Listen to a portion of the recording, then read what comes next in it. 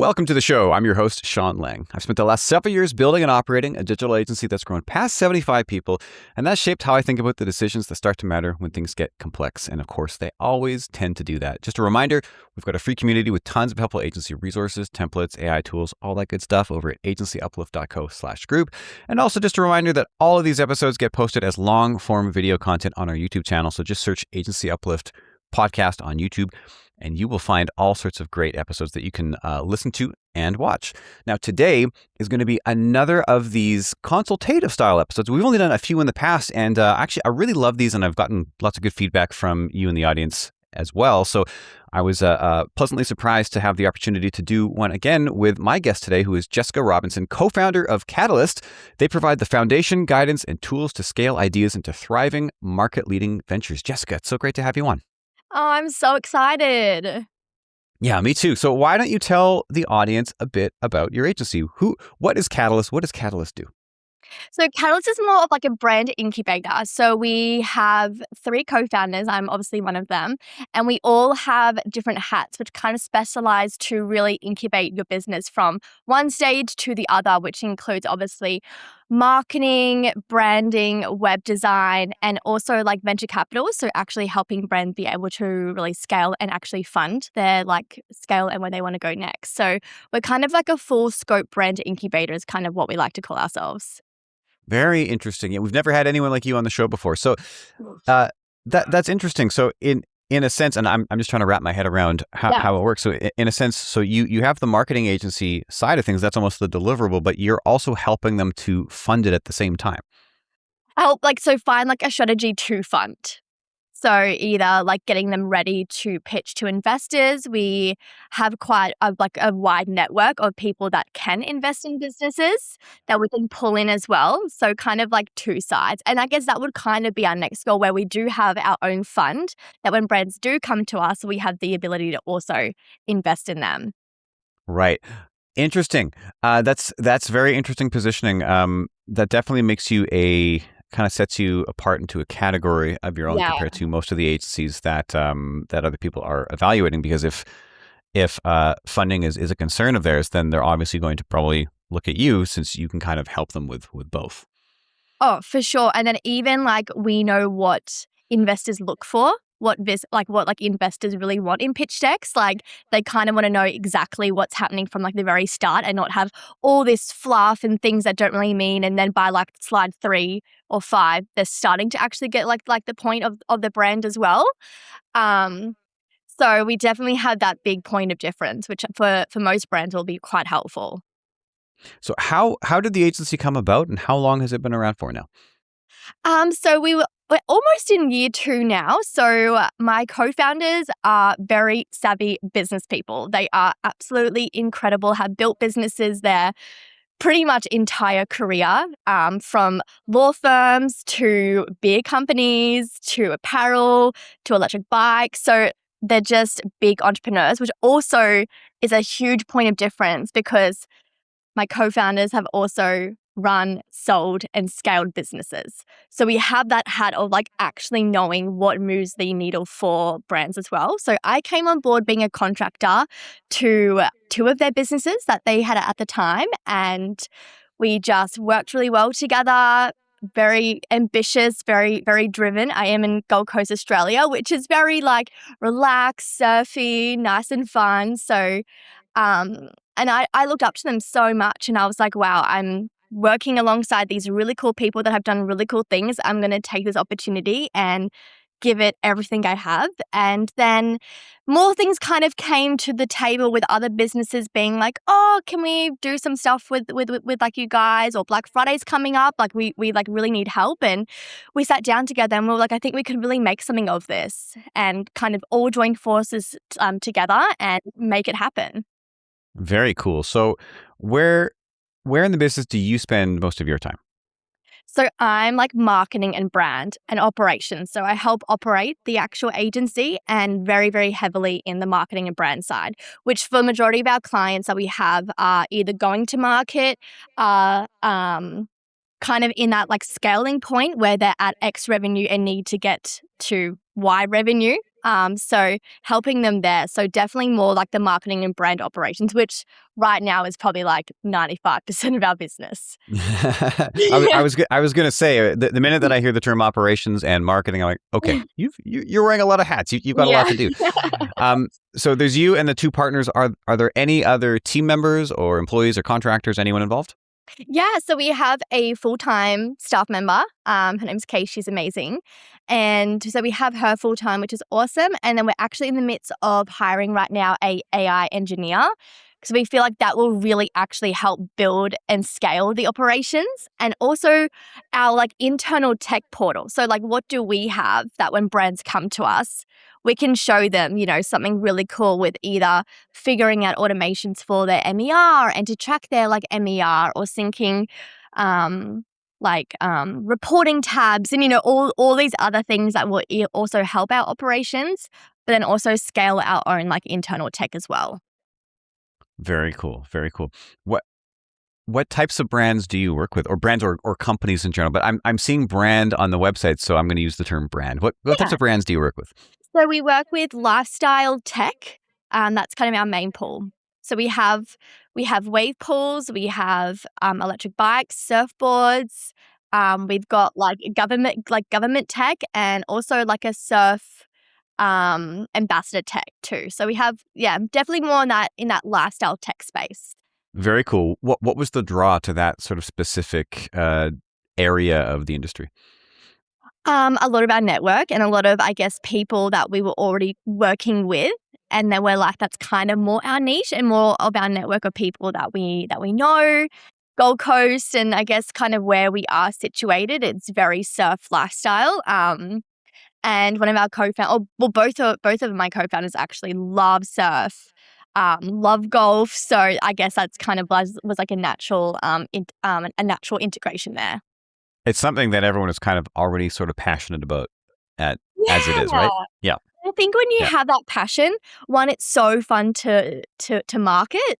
I'm not a surfer myself, but I can see like the passion, and I guess I'm embedded in like that surf culture lifestyle, with where I'm placed in the globe. So I think that when you have a passion, it's so much easier to market, to get ideas, to get inspiration, and just to actually have that, more passion drive to what the brand is. And I guess when a brand has like a mission or a product that you really love, it makes it so much more fun to actually market. Yeah, absolutely. Absolutely. Are these brands are they early stage? Are they already fairly developed? Like what do they look like? Along the journey, there's kind of they're placed either side. A lot of them are actually backed by capital, so we're actually Hmm. helping them get off the ground to market. But so they're not like a baby. Like I mean, they are like a baby startup, but they are backed by capital, which actually helps them have the funds to be like, okay, we're going to do this right, and not be like, okay, we're going to be scrappy and do a Canva DIY logo, and then Yeah, yeah. try and work and then come to us. Like, so these are brands that are coming to us that have got investments, and then we're helping them bring it to market in a very like strategic way and done right from the start. And then others are on the e-com side and they've been in business for 5 to 2 years. And do really well, and we're just helping them really, really grow and scale. Cool. So what's like if there was a pattern, what's like the core problem that a lot of these brands come to you to solve? Oh, a lot of them either need very integral marketing systems. So understanding how a marketing ecosystem works, because you could have a really cool social media, but if you have no email flows, and when people land on like your website, then that's not really going to work. You need a full system and the system actually speaking together. And then another thing is actually getting the brands from their heads onto something that actually works and is like integral to the brand, speaks to their customer in a more like design focused way. So it's either Mm. like operations in terms of like back end marketing, making sure everything is speaking together, setting things up correctly from your flows to your strategy to your website, ensuring that your website's optimized correctly. And then also like the design front end, making sure that your messaging speaks to your customer and getting out really what they have in their head and in their mind to action. and for their customer. Okay. Very cool.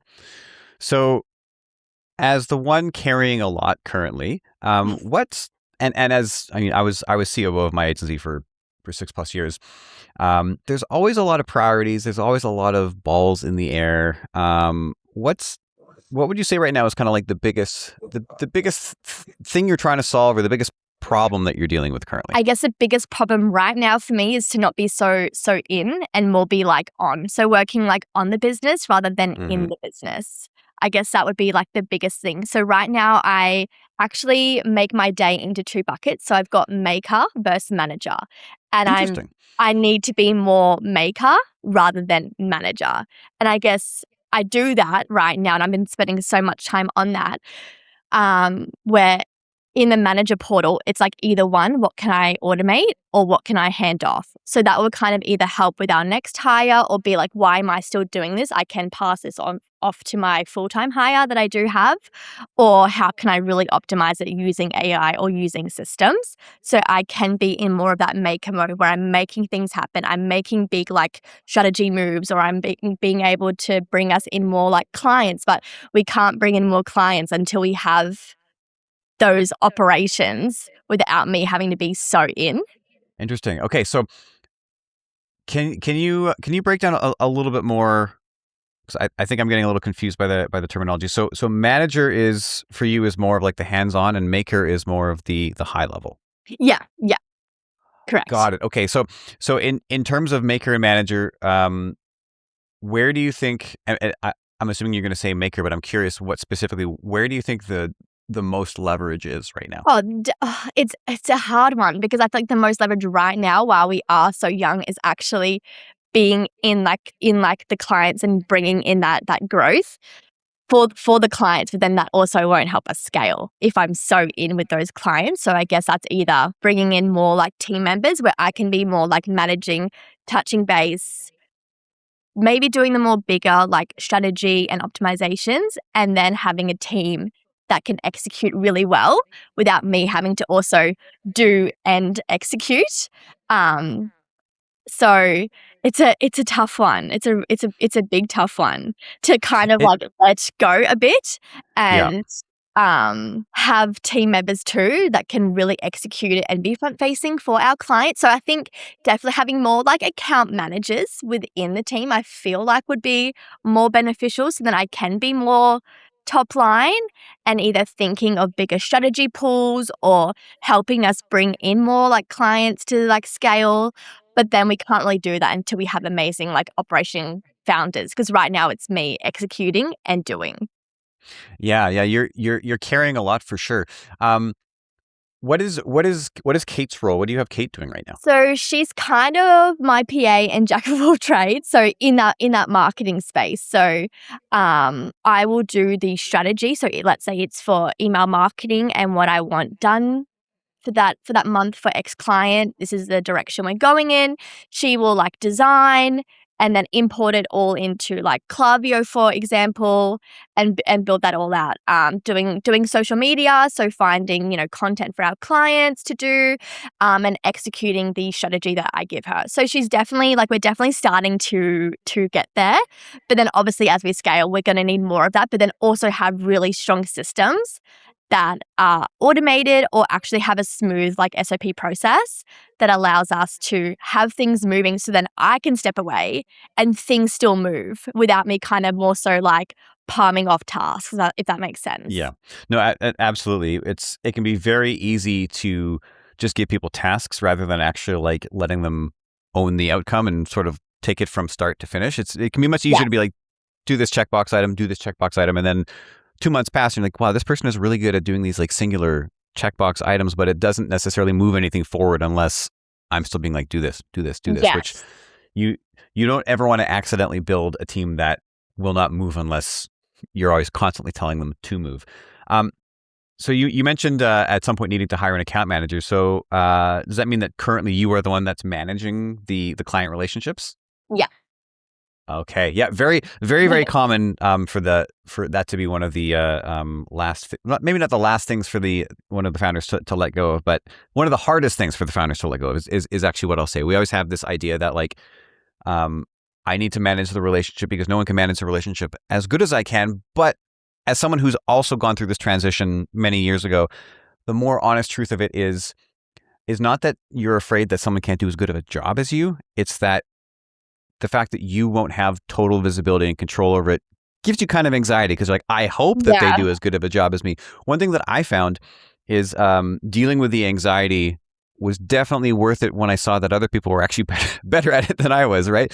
You hand it off and Sure. you're like, oh, wow, you're crushing this. I should have handed this off to somebody like a long time ago. Yeah. Yeah. So one thing that is really, really critical. So you mentioned needing to integrate AI in the team more, better automations, better SOPs, etc. One thing that is kind of critical, almost like the glue that holds all that together, that I'm not saying that you're missing this, but a lot of agencies do miss this and add this down the road is like, how do we make it stick beyond just the here's the thing, do the thing? And what we essentially need in this case is some kind of operating system.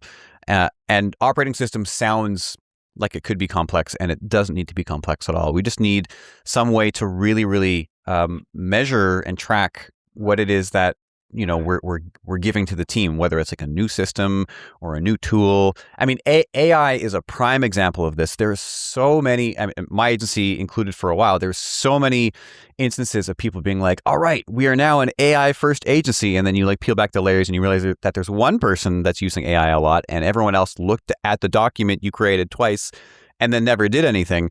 And so the idea of an operating system is basically this mechanism or structure within the agency that will make it so that we don't just implement, because implementation is like it's an event, it's a one-time thing.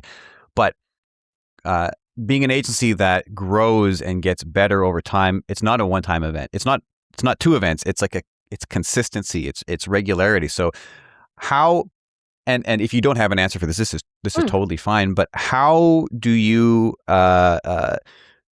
how are you planning to make sure that these things that you've identified that are important, because they are important, how are you planning to make sure that they stick and that when you come up with a fantastic new process or system, which you will, because we always do, that it's actually getting used as intended in 6 months? Coming from a person who made the best SOPs ever that no one ever looked at. Yeah.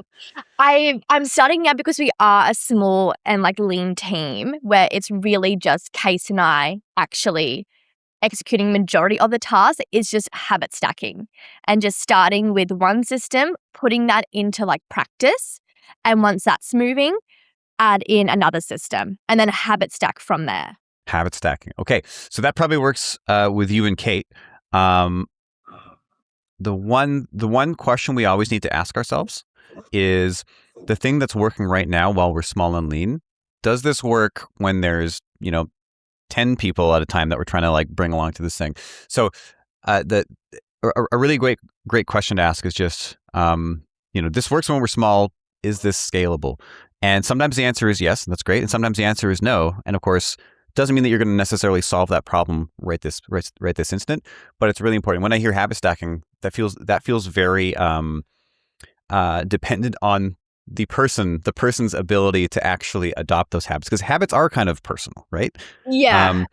I kind of mean that in terms of like stacking on. So it's like, I'm not going to be like, here's our entire operating system. Let's do it all at once. Like, let's do something and let's focus on that one thing. So let's say, for example, that's like reporting structure and how that feeds into this automation that makes sure that sends to this client and then approval here and send there. So making sure that that's actually working. And we do that for, let's say, 3 months and then find any gaps, I guess, fix those gaps if there is any gaps, and then add in another operating system in that kind of way to make sure we're not like overloading ourselves where things are getting missed, where it's like, oh, we're not even doing that because I haven't even had time to really put it to practice in a way.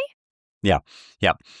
If I can distill what will make your life easy as you scale into sort of 3 very basic principles, because at the end of the day, as someone who has tried lots of tools, built lots of tools, tried lots of tactics, deployed lots of things,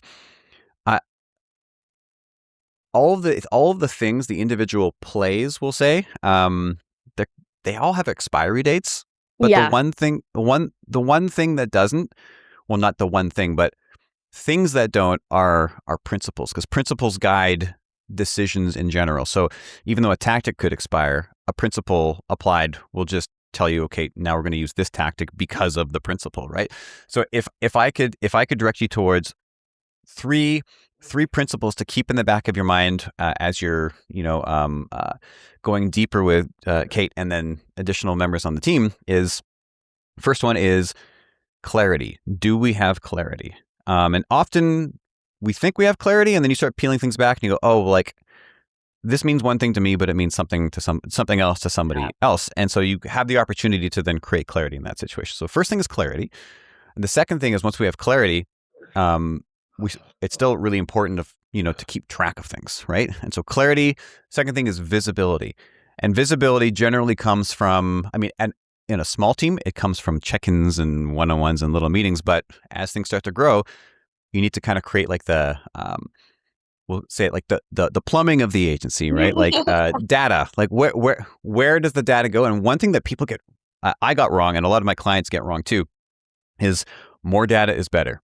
It's usually not. It's not more is better. It's the right data is better. Mm. So you often don't need too many pieces of data for each individual thing, just as long as you're measuring the ones that will be indications of whether or not we're successful or not. So clarity, visibility, which comes through like building a structure or even just tracking or a meeting cadence. And then the final thing is like, okay, so we have visibility, but what happens? Like just knowing isn't enough. It's like, what happens? What's the action? And so the action piece is follow through. So clarity, visibility, and follow through. So do you know what you have to do? Great.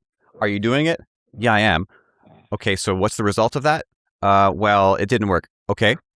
What are you going to do about it? And these three things, if you keep a principled mindset of just, as long as we have these three things, however you choose to solve the operating system dilemma, which right now is not a problem because you're small enough that you can survive without an operating system.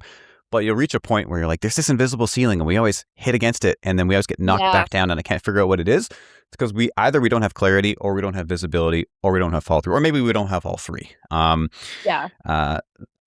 get off my soapbox for a second. I'm just curious to hear your thoughts on that. Yeah, oh, for sure. I love that. And I guess even when you were implementing like operational systems in your agency, how long did you really give them to ensure that they're working? And I guess from that as well, how long did you kind of ensure that it was like getting like adopted as well? Great questions. I will say, I will own that for many years, I gave them way too much time, right? Mm-hmm. What you should be able to do is communicate an idea, give everyone the information that they need for that said idea, whether that idea is just do this one time, or it's a system, or it's a process. But what the mistake that I made back in the past is I let it be sort of a very passive thing of, if they have issues with it and they don't understand it, they'll tell me. It's not really the way it works when everyone is really, really busy, because we're all in a small agency, we're all really, really busy. So what I would do is at the very start, set the expectation, say, hey, we're introducing this new whatever it is today. I know it takes time to integrate things into how we work, and it takes time to understand, and you're already doing all of these things for me that I'm asking you to do. And now I'm asking you to do one more thing, and I apologize, but I promise this is going to make your life better. And then first prove to them why it's important and how it actually improves something, whether it makes their life better or maybe it makes the client's life better, which if your people care about the outcome for the client, then they're going to be pumped because the client's going to like me even more. Because so first get their buy-in that, yes, do we agree that this is important? Because if you don't even get buy-in, I got a little fly, get out of here. If you don't even get buy-in, and this is again a mistake that I made. If you come up with something and you're like, this is the way, but you never get buy-in, it doesn't matter if you give people any kind of deadline or what have you. If they don't believe that this is actually something that's going to help them, they're never going to really care. They're never going to implement it to the level that it has the impact that you want it to. So you first have to get buy-in, give some kind of deadline. So I think 30 days is nice, like a month, unless it's critical. but you want people to actually take the time to read the documents and not just be like, yeah, I did it, but they scan it. So give them 30 days and then communicate the expectation. I'm assuming like we're getting buy-in now. I'm going to give you all the support you need for the next 30 days to fully understand exactly how this works. We'll have, a weekly checkpoint or milestone so that you have the chance to ask questions and try it out and see what works and what doesn't work. And by 30 days, this has to be in operation and implementable. And we will have you could call it like an end of sprint meeting or by this day, we are all going to be reviewing how we're using it. And then that kind of starts a timer in their mind. We're like, okay, that day's coming. I need to have this figured out by that day. I said I would have it by that day. If you don't do that, and if you just say, hey, here's a new thing, we're going to do this now. 6 months later, you're going to be like, I thought we did that new thing and nobody's doing this new thing. Yeah. And unfortunately, that last example, that bad example is something that I did too many times, which is why I think I have a much better answer for you today. Yeah, no, that's an amazing answer. Thank you so much for that. Absolutely. So we have, this has gone by fast. We have 4 minutes left. I want to give you the chance to ask me any other question that you could. And if not, then I've got one more for you. Okay, cool. I guess, a big one from me, obviously you grew an agency to 75 people. I guess what was kind of your biggest pillar of growth to be, from, let's say, a 2-person agency to that scale? And in terms of advertising yourself? In terms of advertising ourselves, more like from a public facing, like external facing type of thing? Yeah. Was that like the main pillar of growth? Were you guys advertising yourselves more? Was it more so from a network of client pool and through them bringing in people like other people in and recommendations or? Yeah. So it's a great question. The biggest thing that we did early on, because at different stages there's been different levers that we pulled, but when it was 3 of us, that was when we decided we need to be visible. We need to put out content, whatever that means. And someone suggested to us, you should start a podcast. And we thought, okay, we can do that. We started a podcast. It was very undifferentiated. It didn't really speak to a specific ICP. It didn't follow any of the laws of marketing that we all advise our clients to follow. We were just like, it was content for content's sake. And when we finally, had the guts to call ourselves an e-commerce agency and not just a digital marketing agency, we pivoted the positioning of our podcast to just have e-commerce brand owners on to talk to them about their stories. And once we started to do that, our network of brands that were ideal clients for us started to just grow exponentially. And what it allowed us to do, and it's kind of similar to what I do on this podcast, because I work directly with agency founders, right? Is it allowed us to build meaningful relationships with people that, actually, one caveat is my co-founder had a brand at the time. So he was able to, kind of like similar to how I can with you, he was able to kind of be like, I've gone through and I'm going through what you're going through now. Let's share battle stories. Let's talk about what's working. Let's learn from each other, rather than him trying to sell to them or him trying to create content. It was actually just building relationships while being recorded, and that led to a lot of learnings for us as an agency, because we could find out what these brands were doing. That we're like, oh, maybe we should do this for other clients. But then also led to after the podcast conversation, you stop recording and the conversation continues, and maybe you identify some problems that you've already solved that they haven't, and you just give them some pointers. You just give them a whole bunch of value right after the fact, and that leads to some pretty interesting conversations. One thing that I say to a lot of my clients who are very afraid to sell, because a lot of people don't like selling. I don't like selling either. I tell them, don't be so worried about selling. Just solve. If you solve a problem, it will give you permission to sell, and it won't feel like selling anymore. If I can solve your problem in a meaningful and impactful way, you're probably going to come back to me next time you actually have a problem that you're like, we need to invest some money in solving this problem. Sean told me a bunch of things I implemented, and it really, really worked. So I think that he's probably a guy that we should have a conversation with. Boom. Yes. Now you're having a meaningful conversation. So long answer to your question, but starting a podcast strategically focused on our ICP was the first big lever of growth for us. That's incredible. And isn't it so funny that as like marketers and brand builders, marketing yourself or your own business is actually like the hardest? And isn't It it so funny? is. Like you kind of even don't even follow the set rules and structure that you know actually works because you're just like, oh, like what do I even do? Like it's so funny. Absolutely. I feel like I say this old phrase at least once a week on a call, but like the cobbler's son has no shoes. It's the same with marketing agencies. Yes. We Yeah. generally have the laziest marketing. We generally have like the most out of date website, and yet we're going and offering really, really great advice to our clients, but then not actually practicing it on ourselves. Jessica, it's been so great having you on, learning about Catalyst and sort of chopping it up a little bit. Where can people find out more about you and Catalyst? Oh, thank you so much for having me, Sean. So you can find us at catalystagency.au and on Instagram at Catalyst Agency with 2 underscores, which is very annoying, and on LinkedIn just at Catalyst Agency. Awesome. Thank you. Oh, thank you so much, Sean. That was so much fun. It was.